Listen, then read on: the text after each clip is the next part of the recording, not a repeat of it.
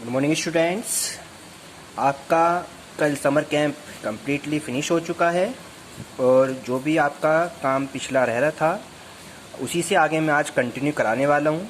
आपका chapter 5 continuity and differentiability ये चल रहा था। इसके एक्सरसाइज 5.6 के मैंने 2 क्वेश्चंस आपको कराए थे पिछली वीडियो में, ठीक है।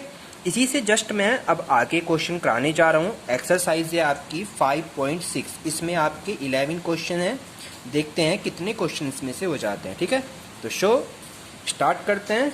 चलिए, आपका इसमें क्वेश्चन नंबर फर्स्ट है, यदि x इक्वल दिया हुआ है, इसमें ये प्राचलिक समीकरण चलने हैं। प्राचलिक रूप में इनका हमें डिफरेंशियल करना है, ठीक है। प्राचलिक रूप में यानी कि जो थीटा के रूप में होते हैं। जैसे x की वैल्यू दे रखी है a theta plus sine theta, ठीक है।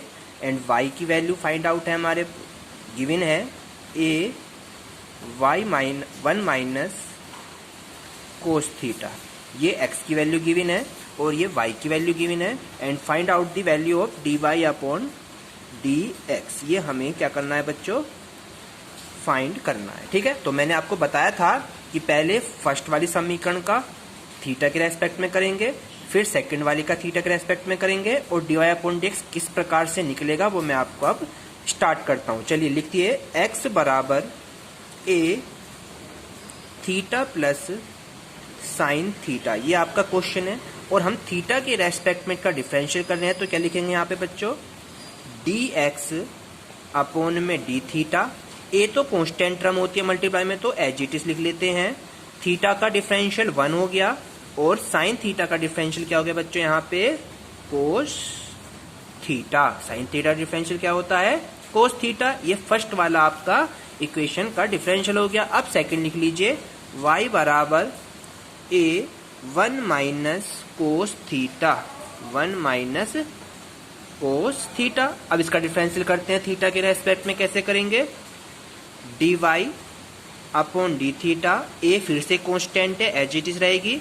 1 का डिफरेंशियल 0 हो जाएगा और कोस थीटा का डिफरेंशियल आएगा माइनस के साइन थीटा, और माइनस ही पहले है तो इसको कर देगा ये प्लस साइन थीटा। यानी आपका जो आंसर आएगा इसका a साइन थीटा। ये आपका किसकी वैल्यू फाइंड हुई बच्चों, हमें dy अपॉन डी थीटा। लेकिन हमें क्या फाइंड करना था आपका, हमें फाइंड करना है dy अपॉन dx। अब dy अपॉन dx कैसे फाइंड करेंगे, चलिए मैंने फॉर्मूला बताया था आपको।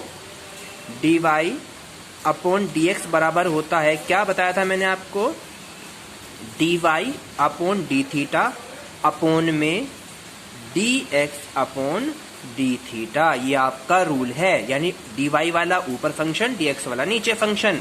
तो dy वाला फंक्शन निकाला हमने a साइन थीटा, और dx वाला फंक्शन कितना निकाला, a 1 plus cos theta. Clear हो गया बच्चों आपके, a से a कैंसिल आउट हो जाता है, ऊपर रह गया आपका साइन थीटा, नीचे आपका 1 plus cos theta. Okay, clear है बच्चों। अब देखिए, ये दोनों ही आपके आंसर यहाँ भी है, लेकिन हमें थोड़ा सा और सोल्व करना है इसको। कैसे करेंगे, हमें पता है कि ये है साइन थीटा, और साइन a का फॉर्मूला या साइन 2a का फॉर्मूला मैंने आपको पढ़ाया था। मैं आपको यहाँ पे रूल बता देता हूँ। अगर साइन 2a होता है तो क्या होता है ये फॉर्मूला बच्चों साइन 2a का, 2 sine a into cos a। ये हमारा क्या होता है, साइन 2a का फॉर्मूला होता है। यहाँ पे तो 2a है और यहाँ पे एक ही a है, तो उस कंडीशन पे जब एक ही a होगा तो ये बाई 2, यानी 2a का 1a हो गया, तो a का क्या हो जाएगा, इसका भी हाफ हो जाएगा, यानी कि 2 साइन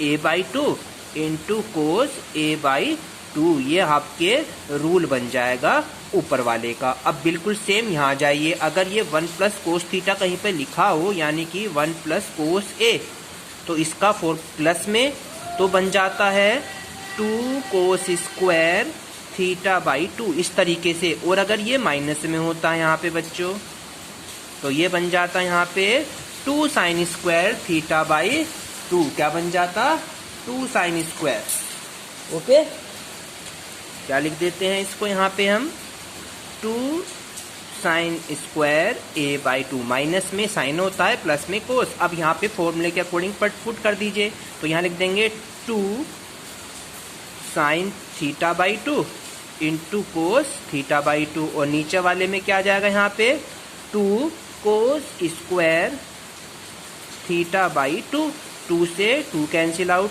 एक कोस से एक कोस। अब ऊपर क्या रह गया बच्चों आपका, ऊपर रह गया ओनली साइन थीटा बाई 2, और नीचे क्या आ गया कोस थीटा बाई 2, और साइन बटे कोस क्या होता है, साइन बटे कोस होता है tan, तो आपका आंसर आया tan थीटा बाई 2। यही हमारा क्या हो गया बच्चों, आंसर हो गया।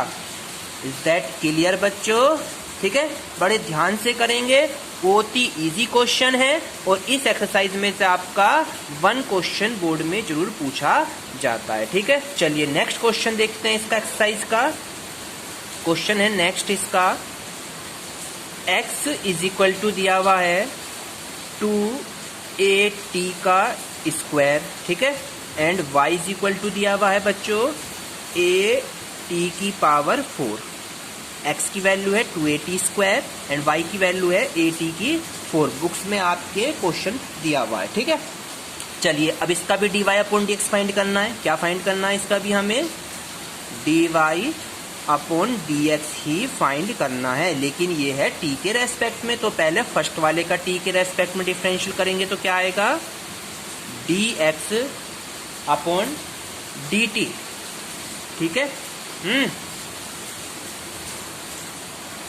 dx अपॉन dt कैसे निकलेगा, कैसे निकलेगा बच्चों, मैंने क्या बताया, इसका t के रेस्पेक्ट में, इसका t के रेस्पेक्ट में डिफरेंशियल करना है। तो कैसे करेंगे, dx अपॉन dt। अब 2a तो कांस्टेंट टर्म रहेगा, ओके, और t का बन गया x की पावर n, x की पावर n, क्या बन गया बच्चों ये x की पावर n बन गया। और x की पावर n का डिफरेंशियल क्या बताया था मैंने, n आगे, इसमें से एक वैल्यू कम हो जाती है, तो ये हो जाएगा 2 आगे, और इसमें से एक कम करेंगे तो 2t आएगा, और दोनों मिले कितना हो गया, 2 दूनी 4at।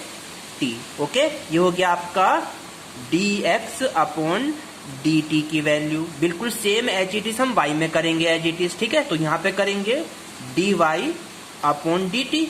अब a कांस्टेंट टर्म, और ये भी x की पावर n बन गया, और x की पावर n क्या था 4 आगे, और इसमें से एक कम होगा तो कितना आएगा 3, तो ये हो जाएगा 4a सॉरी t, क्या है बच्चे यहाँ पे t, तो ये जाएगा t की पावर 3। ओके, अब हमें फाइंड क्या करना है, dy अपॉन dx। तो dy अपॉन dx का फॉर्मूला क्या होता है, dy अपॉन dt ऊपर, ठीक है, और dx अपॉन dt नीचे कर देते हैं। ओके, चलिए वैल्यू पुट करिए। ऊपर वाले की वैल्यू क्या है 4at क्यूब, 4at क्यूब, और नीचे वाले की क्या निकाली वैल्यू हमने 4at, ये हो गया 4at, 4a से 4a कैंसिल आउट, और यहाँ पे ऊपर आपका ओनली t की क्यूब, नीचे आपका t, तो t से ये कैंसिल आउट, ऊपर क्या रह गया आपका t का स्क्वायर। तो ये हमारा आंसर क्या निकल के आता है बच्चों, dy अपॉन dx आया t का स्क्वायर। यही हमारा क्या हो जाता है, आंसर बन जाता है। क्लियर हुआ बच्चों आपको? अभी क्लियर धीरे धीरे होएगा, जब आप 1-2 क्वेश्चन कंप्लीटली कर लेंगे तो आपके क्वेश्चन क्लियर होते जाएंगे। चलिए मैं आपको इसका नेक्स्ट क्वेश्चन स्टार्ट कराता हूँ, देखते हैं कितने क्वेश्चन हो सकते हैं। क्वेश्चन नंबर नेक्स्ट देखते हैं। क्वेश्चन है नेक्स्ट, x बराबर, क्वेश्चन है a कोस थीटा, और y की वैल्यू दे रखी है b साइन थीटा। x बराबर a कोस थीटा है, y बराबर b साइन थीटा है, और इसमें भी फाइंड करना है हमें dy अपॉन dx। तो आप क्या थीटा के रेस्पेक्ट में करेंगे डिफरेंशियल, क्या हो जाएगा यहाँ पे dx अपॉन d थीटा, और a constant term as it is, और कोस थीटा का डिफरेंशियल क्या होता है बच्चों माइनस के साइन थीटा। तो इसके आगे बस माइनस लिख दीजिए, और ये हो जाएगा माइनस के साइन थीटा। तो ये बन गया आपका dx अपॉन d थीटा। अब y का करेंगे बिल्कुल same, dy upon d theta. It's okay, कैसे होएगा, बी कांस्टेंट टर्म और साइन का डिफरेंशियल क्या हो गया, कोस थीटा। क्या हो गया साइन का डिफरेंशियल, कोस थीटा। अब यहाँ पे आने के बाद हमें निकालना है dy अपॉन dx, और dy अपॉन dx कहता है y वाला dy अपॉन डी थीटा ऊपर और dx अपॉन डी थीटा नीचे। तो आपका dy अपॉन डी थीटा निकाला हमने b कोस थीटा, ओके। और नीचे हमारे क्या आएगा बच्चों, यहाँ पे dx upon D theta minus का a साइन थीटा। अब कोई वैल्यू तो कैंसिल नहीं हो रही, तो ऊपर रह गया माइनस बी बटा ए, और कोस बटे साइन होता है कोट। क्या होता है बच्चों, कोट। तो आपका जो आंसर आया dy upon dx, dy upon dx कितना आया आपका, माइनस का b अपॉन ए कोट थीटा। इस तरीके से आपको ये क्वेश्चंस करने हैं। नेक्स्ट क्वेश्चन और चलते हैं, ठीक है। चलिए स्टार्ट करते हैं नेक्स्ट वाला, 4th नंबर का क्वेश्चन। 4th है आपका x इज इक्वल टू दिया हुआ है sine T and y is equal to दिया हुआ है कोस 2t। ठीक है बच्चों, x बराबर साइन टी है, y बराबर कोस 2t है। अब इसका डिफरेंशियल देखते हैं। इसका कर दिया हमने dx अपॉन में dt, और साइन टी का डिफरेंशियल क्या होता है, कोस टी। It's okay. चलिए नेक्स्ट वाले का आ जाइए, dy अपॉन dt। अब इसका करिए डिफरेंशियल। ये समझो ये है कोस x, इसे लिख लीजिए कोस x। कोस x का डिफरेंशियल होता है माइनस का साइन x। अब इस x का भी डिफरेंशियल करेंगे तो 2t का डिफरेंशियल क्या आएगा बच्चों, यहाँ पे 2t का हो गया 2, क्योंकि t का डिफरेंशियल 1 होता है। तो ये हो गया यहाँ पे माइनस का 2 साइन 2t, और ये वाला है। अब हमें dy अपॉन dx फाइंड करना है, तो dy अपॉन dx क्या कहता है, dy अपॉन dt, ठीक है, और अपॉन में dx upon dt।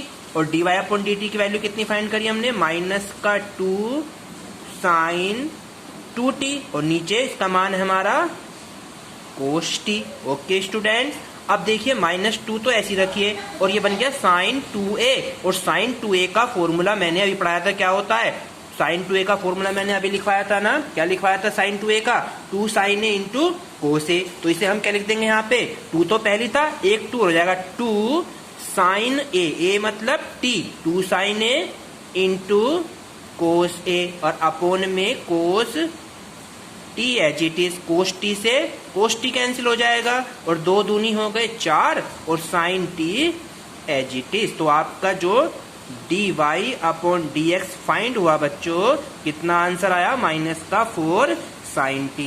It's okay, clear हुआ बच्चों। एक नेक्स्ट क्वेश्चन और कराते हैं, बाकी क्वेश्चन हम कल देखेंगे, ठीक है। चलिए नेक्स्ट क्वेश्चन है, x की वैल्यू दे रखी है इसने 4t एंड y की वैल्यू है हमारे पास 4 अपॉन t, ठीक है। चलिए इसका डिफरेंशियल करते हैं, dx अपॉन में dt, क्योंकि t के रेस्पेक्ट करना है, तो t तो 1 हो गया 4 एज इट इज, तो इसका डिफरेंशियल हो गया 4, क्योंकि t का डिफरेंशियल 1। अब इसका डिफरेंशियल करते हैं dy अपॉन dt। अब इसका डिफरेंशियल कैसे करेंगे बच्चों, इस t को हमें ऊपर ले जाना होगा, तभी तो डिफरेंशियल होगा। और जब ये ऊपर जाएगा तो कैसे बन जाएगा, ऊपर जाके t की पावर माइनस का 1 ये बन जाएगा। अब 4 तो constant term as it is, और ये बन गया x की पावर n। x की पावर n क्या कहता है, x की पावर n कहता है n आगे यानी -1 आगे, और इसमें से 1 कम कर दीजिए। जब 1 कम कर दिया ये रहा, ठीक है, तो कितना हो गया, -2 बन जाएंगे। तो यहाँ पे तो रह गया 4a कम 4, और यहाँ हो गया t की पावर -2। इस -2 को फिर से नीचे ले आएंगे, तो नीचे आके ये प्लस का हो जाएगा। तो ये बना आपका dy अपॉन dt की वैल्यू। और हमें फाइंड क्या करना है बच्चों, यहाँ पे dy upon dy upon dx find करना है। तो फॉर्मूला क्या लिखेंगे इसका, dy अपॉन dt अपॉन में dx अपॉन dt। इसकी वैल्यू निकाली हमने माइनस का 4 अपॉन टी स्क्वायर, और इसकी वैल्यू कितनी निकाली हमने यहाँ पे 4, इसके अपॉन में कुछ नहीं है, तो क्या होता है, ये वाली वैल्यू सबसे ऊपर जाती है, ये वाली वैल्यू यहाँ आ जाती है। तो ये बन जाता है माइनस का 4 upon T square multiply of 1 upon 4। 4 से 4 कैंसिल आउट हो जाता है, तो आपका ऊपर 1 रह गया, नीचे आपका टी स्क्वायर, तो यही आपका क्या हो गया बच्चों, dy अपॉन dx निकल के कितना आ गया, माइनस का 1 अपॉन टी स्क्वायर। इस तरीके से हमने आज प्राचलिक समीकरण को डिफरेंशियल करना सीखा है। कल आपके जो भी क्वेश्चन इसमें बचे हुए हैं वो आपकी मैं एक्सरसाइज कंप्लीट करा दूंगा और आप अपने आप भी करके देंगे। ठीक है, थैंक यू।